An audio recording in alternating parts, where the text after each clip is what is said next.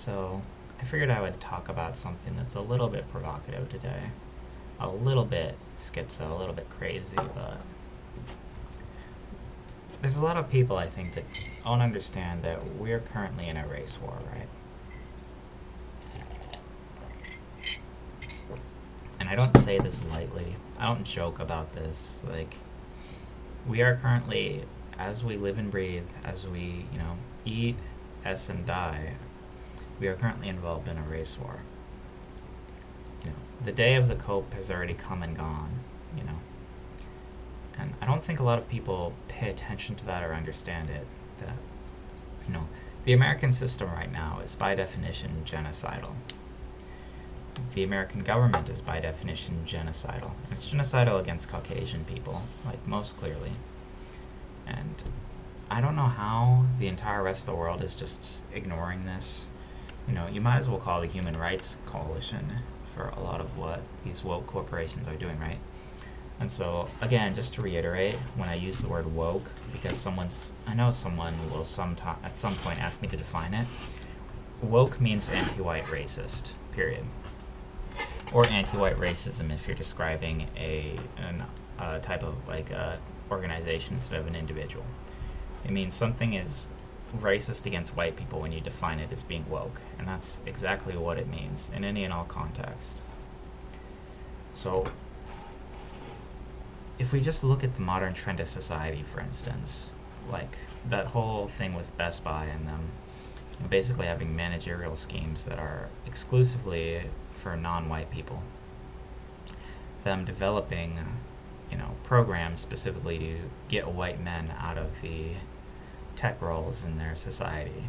In the great society the Best Buy is trying to build clearly in their woke politique. In the chambered halls of Congress with them enforcing anti-white diversity shenanigans. You have a government primed and ready to genocide a specific race of people, which is the endgame goal. The government doesn't want white people to reproduce, which is fine. The government doesn't want white people to have jobs, to have a future. At best, they want white women with mixed-race children. They want to destroy everything about the white race, and that includes Judeo-Christian values, which I'm okay with. They deserve to go because they're the reason we're in this situation to begin with.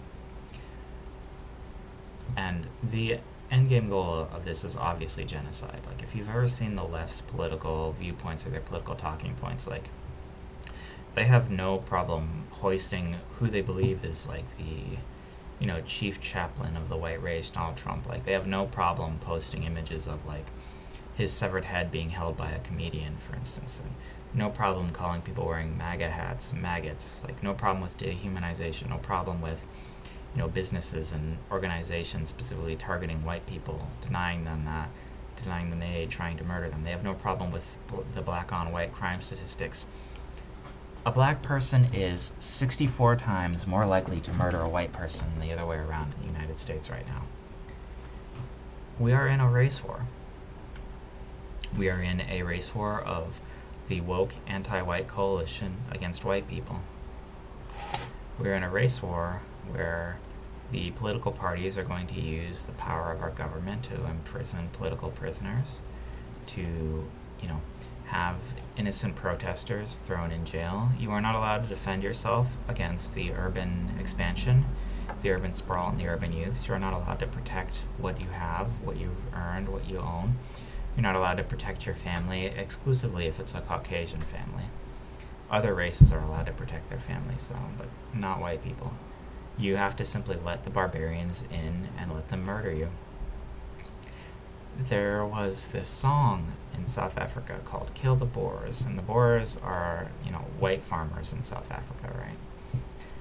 Now, these white farmers might not be the richest folk, but, they're just living the honest, hardworking farmer life. And I'm sure there's more to this politically than let's on, but still, can you imagine if the shoe was on the other foot here?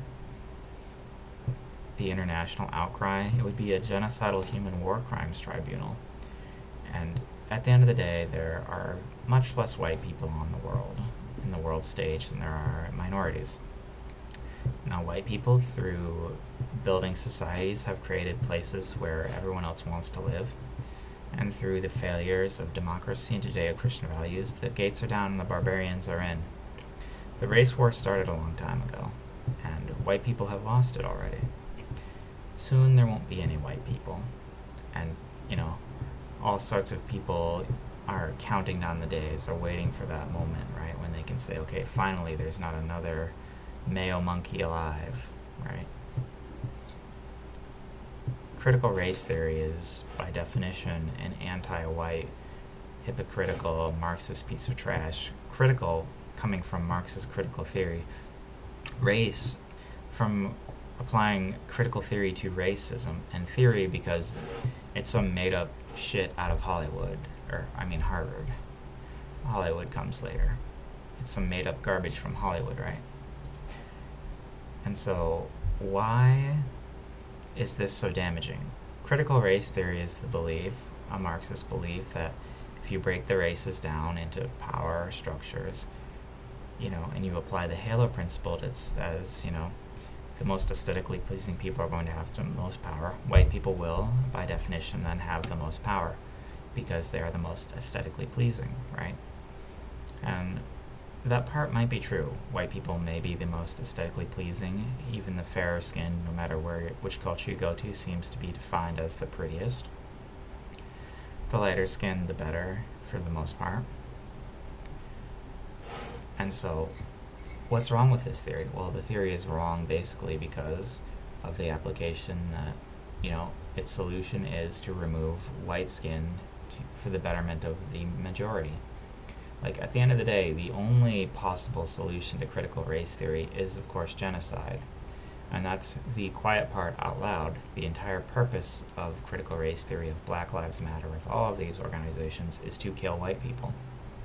Now, they're not going to come out and say that just because it's not politically acceptable, but that's the actual truth behind the matter.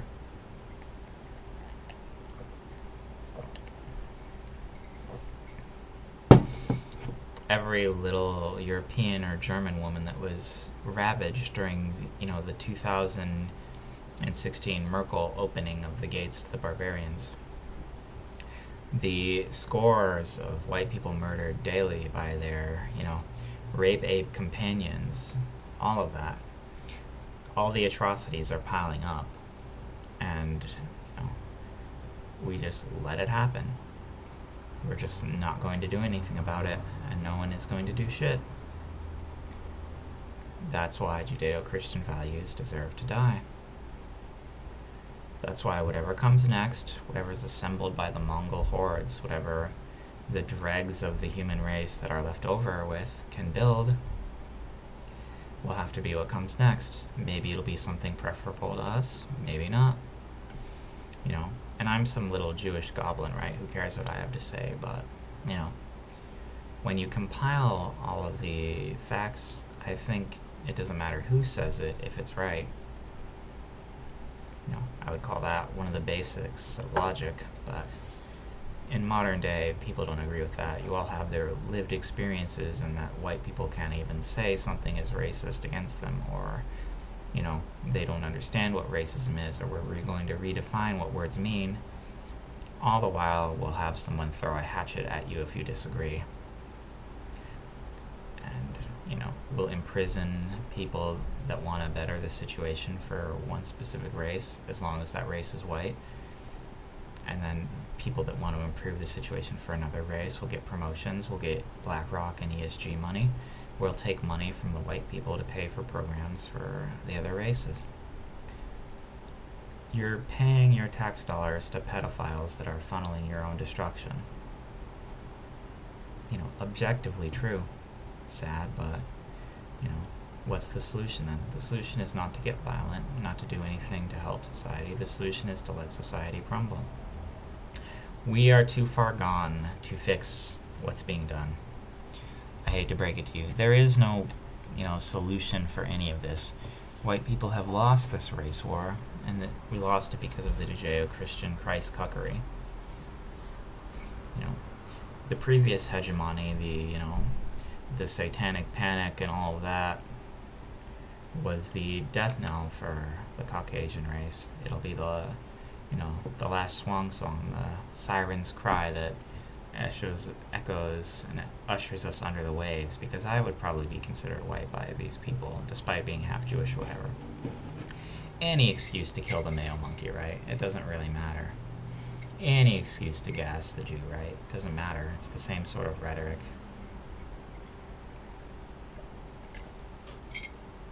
After all, who cares about the ideas of a maggot? Correct? They're wearing a red hat, therefore they should die. They have the wrong skin color. They have the wrong ideas, the wrong viewpoints. And after all, we know that in 1984, present day, thought crimes are illegal, and that we've always been at war with Russia, and that Ukraine is the source of our strength, just like diversity.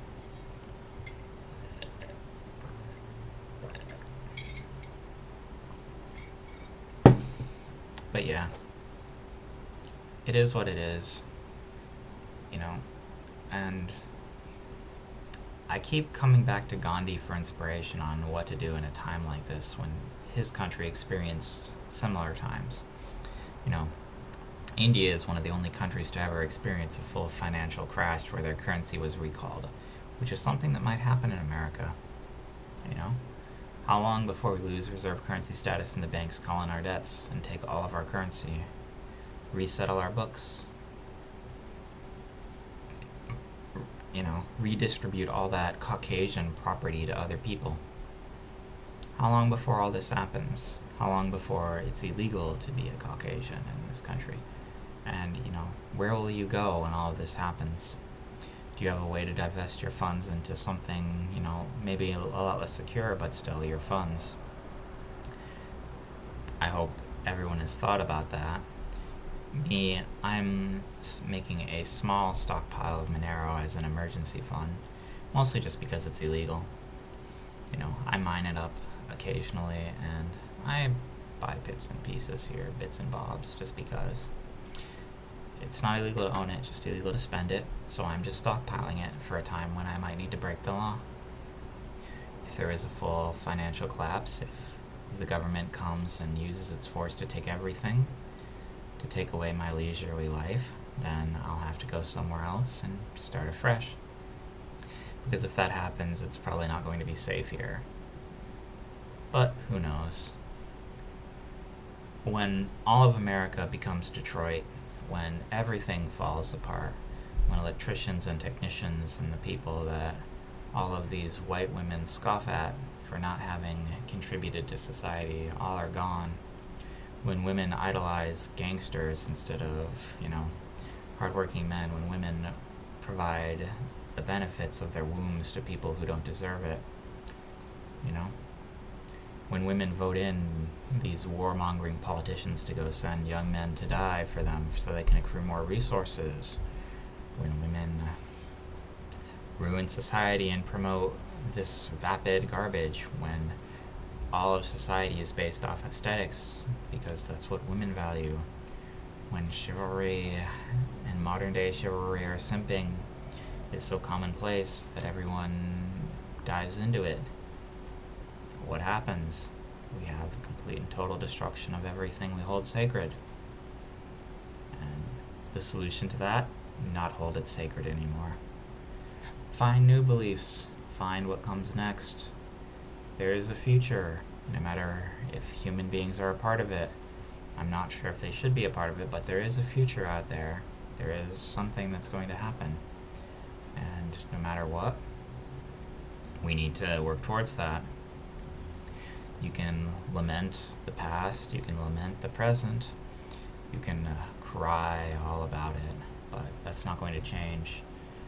The apes don't care, as the Statue of Liberty crumbles, as they destroy everything, as they demand more programs, more Gibbs, as the system bleeds dry, as the government tries to pound blood from a stone.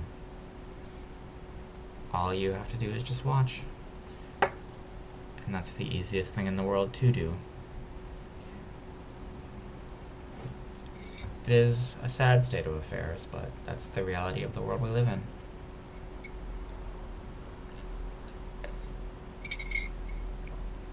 That's the curse of having been born at this time.